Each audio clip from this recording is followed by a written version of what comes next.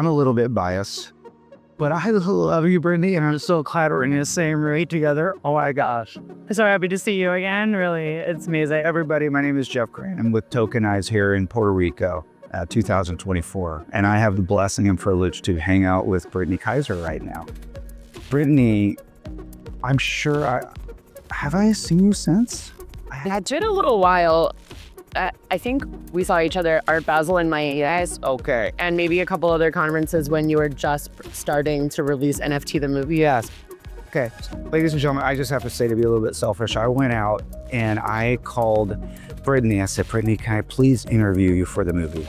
And she said, Jeff, yes, of course, but you got to get out here in May because I'm doing no more interviews, but don't tell anybody, but I'm pregnant. And I'm like, that's awesome. So we went to Austin, we sat down, we had this lovely time. I had a belly Aussie here, by the way. She is beautiful, she was beautiful, and I cried like a wussy the whole time. Anyway, with that being said, Brittany, you now live here in Puerto Rico. I do indeed, and I am so lucky and privileged to do so. And you moved out here 2 years ago?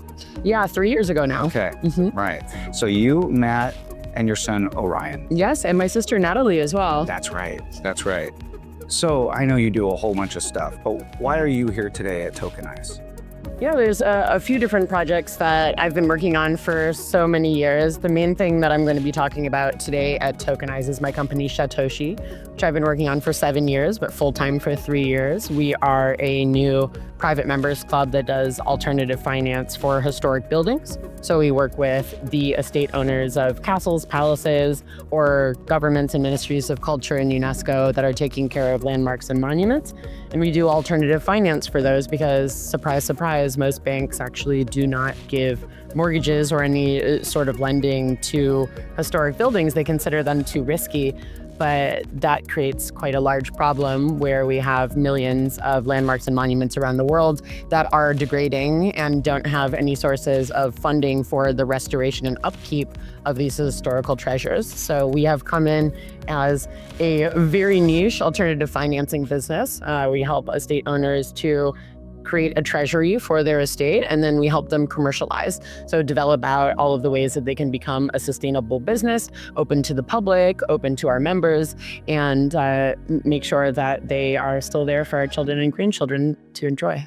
It does not surprise me that you're preserving things for the future.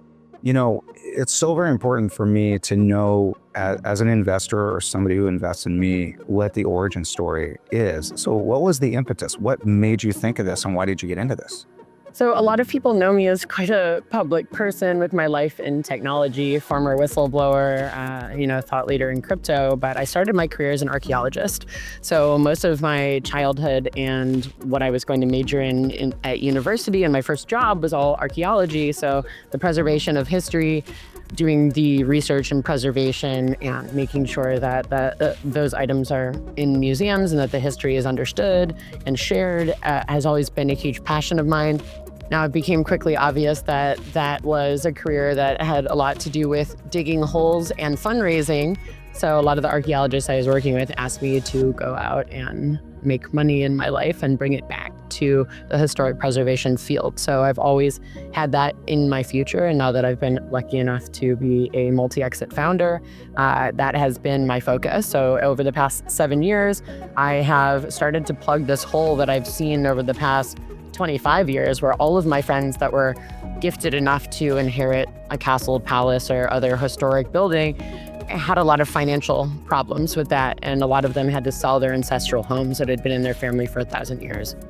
And then all of my friends in crypto were either buying castles and not knowing how to manage them or spending a lot of money renting castles for conferences, events, their weddings.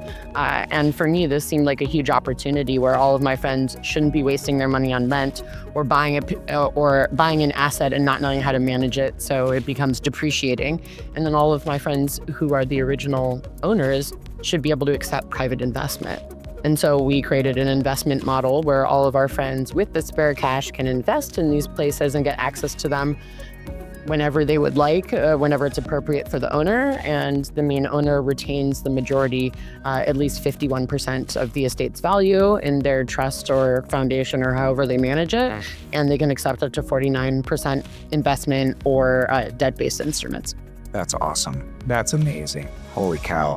What's the name of the organization? Satoshi. That is so awesome. Just so rad. Of course it is. Yeah, we mint those security tokens on Bitcoins. You know what's really interesting, ladies and gentlemen? You're sitting there, and I wanted to pick out one little nuance, and our interview time is getting shorter here. But what's interesting about this is sometimes what we hear is that I hate doing what I'm doing, so I'm going to go find something that I want to do.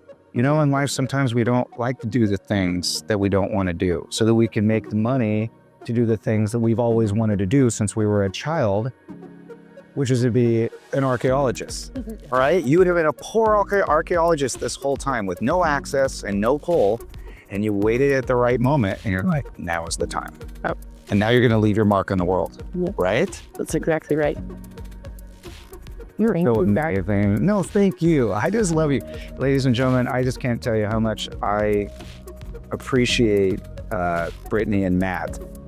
There are these, they're like the silent assassins. They do stuff behind the scenes, they get stuff done, and they're not really into the fanfare. Are you going to be on panel today or speaking? Yes, absolutely. And is Matt as well? Yes, I'm doing tokenization of real world assets, and he's doing tokenization of commodities. Yeah, so let me end with that because we have like 30 seconds. So when you're on stage, you are advising for Asvoria on security?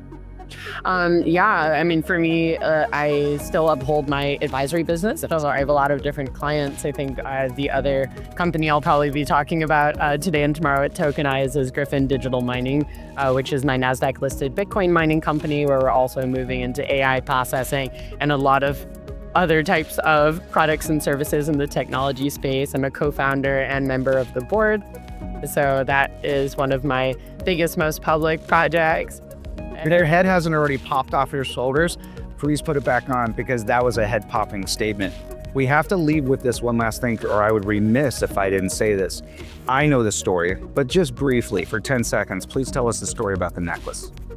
Yes, so this necklace, which is made out of motherboards of my Cambridge Analytica computer, says "Own Your Data" on it because I unfortunately helped build a very infamous company called Cambridge Analytica, but was also the whistleblower that took the company down. Since 2018, when I became a whistleblower, I launched the Own Your Data campaign, explaining to the world why data ownership rights in our digital life are more important and supersede privacy, because the ownership of data, the world's most valuable asset, allows everyone in the world to own the value that they create just by having a phone, just by living, just by existing. All of that data is worth enough every day for you to use it to pay for your groceries. And one of my other amazing clients called Drumwave has finally, over the past 7 years, built a solution where you can use your data as money. You can have a data savings account that allows you to earn compounding interest on the value of your data and borrow off of its future values. Because we're all being transacted right now. We don't get to own our data, so that's beautiful. Well, we wanted to end with that. Ladies and gentlemen, you can see the great hack. Tens of millions of people have seen that. We are a billion. A billion. I'm sorry. And of course, we filmed you, and we'll get you out into the public as well with all that you've said and done. And we love you, Brittany, and thank you so much. Thank you. You're the best. Pleasure to be here. Gratitude.